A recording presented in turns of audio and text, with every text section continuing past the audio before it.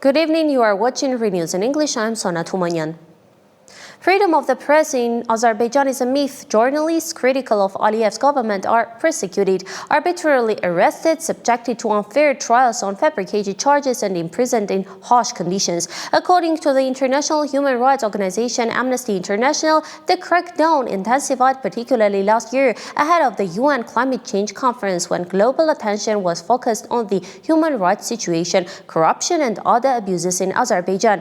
Amnesty International states that with less than a year to go until COP29, not a single independent nation media outlet remains in the country. Incidentally, for the past 25 years, Azerbaijan has ranked first in the world for the number of journalists held as political prisoners.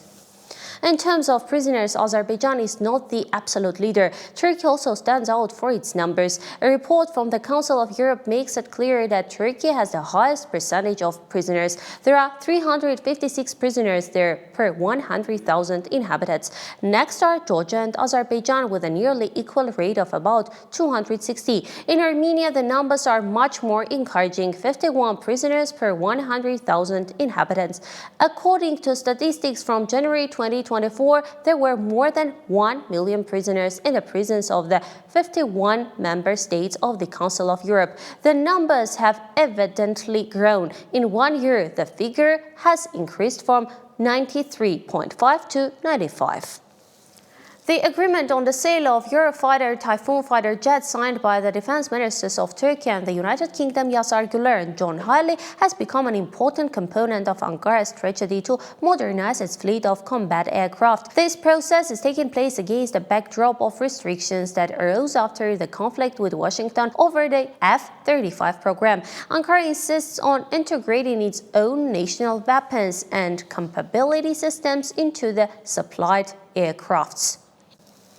In 2019, when the U.S. excluded Turkey from the F-35 program in response to its acquisition of Russian S-400 anti-aircraft missile systems, Turkey's needs for modernizing its air fleet could no longer be met by American supplies. The F-16 fighter jets in the Turkish Air Force's inventory are significantly outdated. An important component of the deal with the British are the Meteor long-range air-to-air missiles, including in the supply package.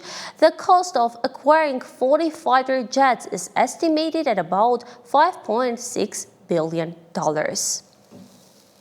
The fires in Artsakh are still raging. In some areas, the fire has been extinguished, but many cultural and architectural monuments are under threat. Let's watch the report from Mary Danielian.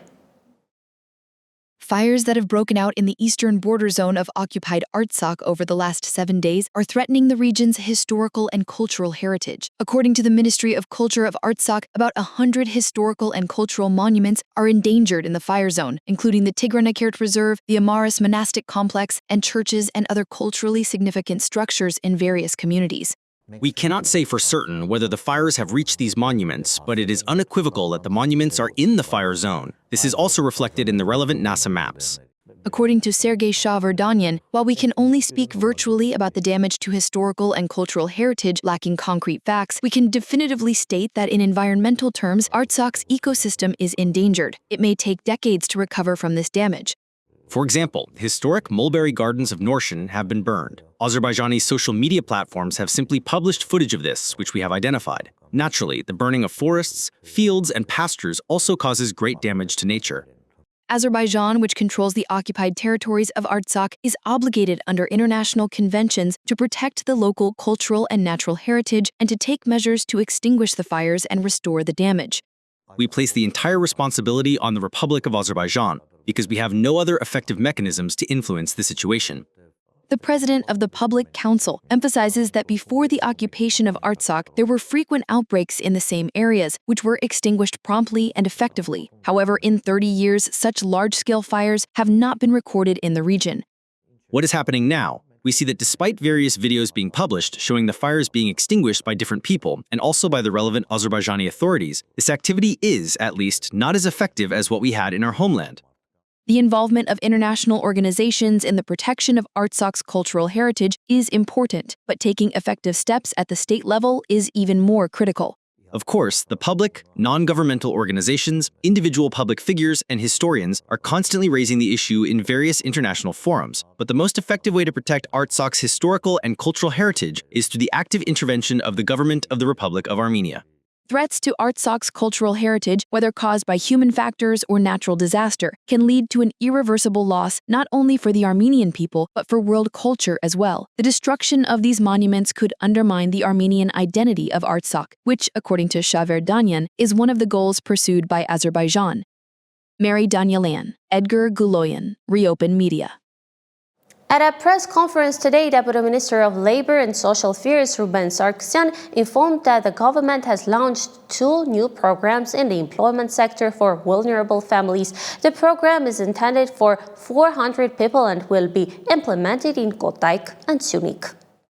First, what are they? In all cases, both of these programs and all new programs are all processed through a digital system, the e-work system, meaning paper documents, certificates, and similar things. Whether they are confirmed or not, that whole process is carried out through the digital system. Here, the current and future employer, as a result of matching supply and demand, and after an interview, the employer offers to hire them with training, through an internship, or with a partial compensation model. These programs, both of them, are only for those people who have been assessed by the new insecurity assessment system and have been recognized as insecure. And accordingly, this program is specifically targeted at them. Remember, initially, when the new insecurity assessment system was being discussed, the whole idea was to provide a targeted, higher quality service that would be effective. According to Iran's assessment, Azerbaijan, Armenia, Turkey, Iraq, Pakistan, Afghanistan, Turkmenistan, and Iran's southern neighbors are countries with great potential, with which mutual cooperation must be activated to ensure common interests. Iranian President Masoud Pezeshkian has stated that Tehran must quickly improve relations with its neighbors, as stronger regional ties can help to neutralize the West's sanctions. And another official has expressed concern about the Zangezur corridor. The creation of the corridor contradicts Iran's national interests. The position of the Armenian government and our position on this issue coincide, said the representative from the Parliament's National Security Committee. Let's listen to a segment.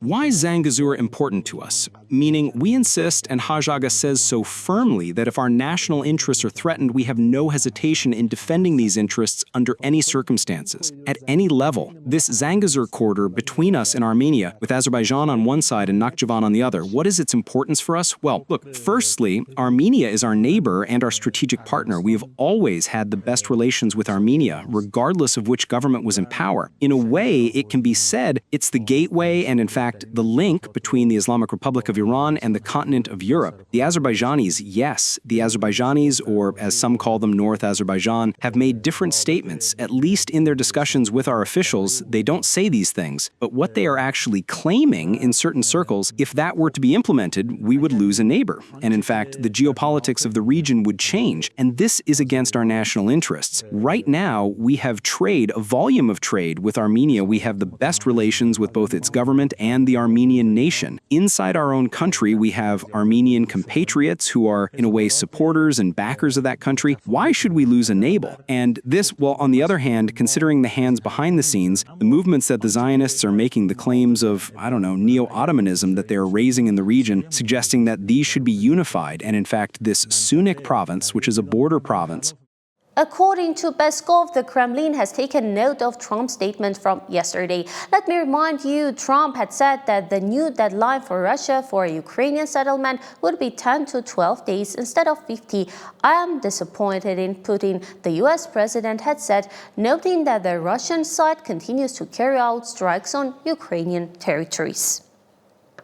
And again, Russia. As a result of a hacker attack on Monday, Russia's air fleet cancelled several dozen flights and lost at least 250 million rubles in damages in one day.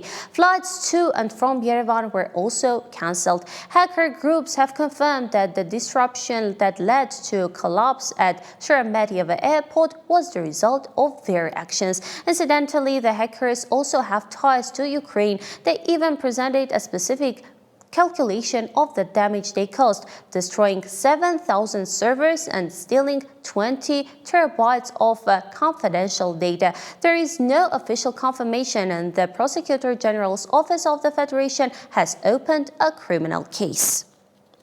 And very brief Ukrainian-Russian negotiations, threats from Trump, and Russia is no hurry to present a convenient ultimatum. Last night, Russian forces launched 8 strikes on the Zaporozhye region with high explosive aerial bombs. One of the 500-kilogram bombs struck the building of a correctional colony. As a result, 16 were killed and 3 were wounded. The penitentiary building were completely destroyed and nearby houses were also damaged. The Ukrainians did not hold back either and struck the railway station in the city of Salsk's Rostov region with drones. This in turn sparked a large fire. With intense ground battles, the Russians are persistently advancing in the Pokrovsk direction. Neighboring settlements have been captured. After the example of the Iran-Israel conflict, a broken ceasefire is nothing new. The ceasefire reached between Thailand and Cambodia has already been violated, for which the parties are blaming each other. David Genjoyan reviewed the international news. Over the last 24 hours, Russia has continued its airstrikes on Ukraine, launching 324 drones and 7 missiles, of which Ukrainian air defense shot down 309 UAVs and 2 missiles. The main targets were the Kyiv, the Dnipropetrovsk, and Kirovohrad regions. The strikes damaged residential buildings, caused fires, and resulted in dozens of injuries. On the ground front, Russian forces have captured the villages of Boykovka and Belgika in the Donetsk region, with fierce battles ongoing in the Pokrovsk direction. The Russian side claims that Ukrainian losses exceeded 1,340 service members in one day, but Kyiv has not released official data. Despite a new trade agreement between the EU and the US, which will come into force on August 1st, tariffs on pharmaceutical products remain uncertain due to a national security investigation in the US, after which tariffs of up to 15% could be applied, although the EU expects an informal agreement to be maintained. This situation is sensitive due to mutual dependence, as the US imports critical medicines from the EU, and EU pharmaceutical companies, especially in Ireland and Denmark, depend on the US market. In the short term, nothing will change, as most pharmaceutical products are currently exempt from tariffs under WTO and previous agreements. U.S. and Chinese officials held talks in Stockholm for more than 5 hours to resolve trade disputes and extend the trade truce for 3 months in order to avoid disruptions to global supply chains caused by high tariffs. The focus was on reducing tariffs and restoring the flow of rare earth minerals. A Trump-Xi meeting is expected. U.S. senators are preparing bills against China, and the president of Taiwan has postponed a visit so as not to complicate the negotiations. On Monday, Israeli forces killed at least 92 people in Gaza, including 41 civilians waiting for humanitarian aid, despite a declared pause in military operations, supposedly for aid delivery. In Masafer Yatta, in the occupied West Bank, an Israeli youth killed Palestinian activist and teacher Odeh Mohammed Hadalan, who was a participant in the filming of an Oscar-winning film. These incidents occurred against the backdrop of ongoing violence in Gaza and the West Bank, where more than 1,000 Palestinians have been killed since October 2023. In New York, an armed man entered a high-rise building in downtown Manhattan and opened fire. 1 police officer and 3 civilians were killed. According to the preliminary version, the shooter acted alone. He has been identified as 27-year-old Shane Devon Tamura from Las Vegas. The motive for the crime is not yet clear. A video has spread on the internet about how Erdogan is being awarded the Jewish Courage Medal. The award was presented in 2004 by the American Jewish Congress for Erdogan's work towards the peaceful settlement on the Palestinian-Israeli conflict and for remaining unwavering in his commitment to protecting Jewish citizens in Turkey. Against this backdrop, Azerbaijan, amid its close cooperation with Israel, could join the Abraham Accords, writes Israel's Channel 7. The U.S. is playing an active role in advancing this process. The Abraham Accords are diplomatic agreements signed under Trump with U.S. mediation aimed at normalizing relations between Israel and a number of Arab countries. And now a little bit of fun. There are Labubu doctors. Many children and adults dream of Labubus, and many already have collections. The Shanghai-based newspaper Yisai reports that law enforcement has stopped the activities of a criminal group that was preparing to sell a batch of counterfeit Labubu toys worth $1.7 million. Police seized a batch of 5,000 counterfeit products. The fake copies were almost indistinguishable from the originals. However, the sale was attempted without the consent of Pop Mart, the company that officially distributes the product, a consent which they had not received. The price of the counterfeit was 60–70% of the original's value. Incidentally, Labubu is released in more than 300 versions with different colors, shapes, and sizes. A new achievement from Japanese scientists. Using the CRISPR gene editing tool, they have removed the extra 21st chromosome, the cause of Down syndrome, in laboratory conditions. Despite the programming the treatment of Down syndrome, this method cannot currently be applied on a regular basis because there is a risk of damaging other chromosomes during the procedure. And even pop stars are refusing large fees in a political context.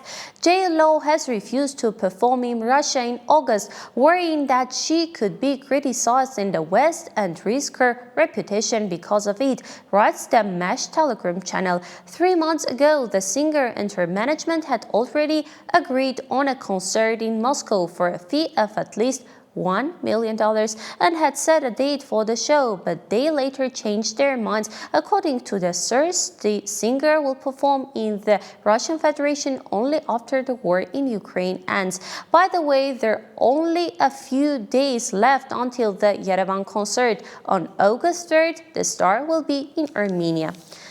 And the final chord without a scandal. Messi appeared on the famous Kiss Cam during a Coldplay concert. Unlike Andy Byron, the CEO of the company Astronomer, the athlete appeared on the big screen with his wife, Antonella Rocuzzo. Of course, in the case, no one was hiding from anyone. For more updates, follow us on YouTube, Telegram, Instagram, X, and Facebook. Daily news and full coverage are available on our official website. I am Sona Tumanyan. Stay informed with ReNews. Goodbye.